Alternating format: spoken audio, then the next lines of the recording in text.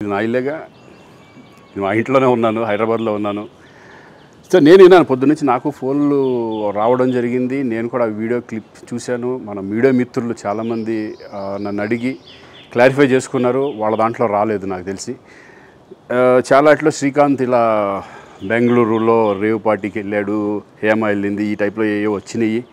నిజంగా నాకు నవ్వు వచ్చింది. ఇంట్లో వాళ్ళంతా నవ్వుకున్నాం. ఇదేంటిది, మొన్న ఏమో విడాకులు ఇచ్చి పిచ్చేశారు నా భార్యతో, ఈరోజేమో రేవ్ పార్టీలకి వెళ్ళాడు అని వచ్చేసినాయి.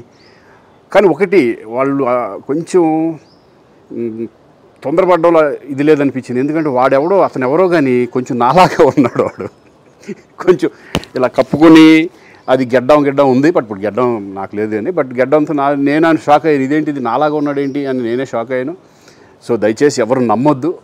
ఎందుకంటే రేవ్ పార్టీలకి వెళ్ళే కల్చర్ నాది కాదు, పబ్ కల్చర్ మనిషిని కాదు నేను. సో దయచేసి ఎవ్వరూ ఈ విషయాన్ని నమ్మొద్దు. హ్యాపీగా నేను హైదరాబాద్లో ఉన్నాను, మా ఇంట్లో నుంచే నేను ఇది చేస్తున్నాను. సో దయచేసి మీడియా మిత్రులందరికీ కూడా నేను చెప్పేది ఏంటంటే, ఏ విషయం కరెక్ట్గా తెలుసుకోకుండా మీరు కూడా థంబ్నైల్స్ పెట్టేసేసి నా బొమ్మ వేసేసి రేవ్ పార్టీలో పట్టుబడ్డ శ్రీకాంత్ ఈ టైప్లో వేస్తున్నారు. కాబట్టి దయచేసి ఎవరు నమ్మొద్దు.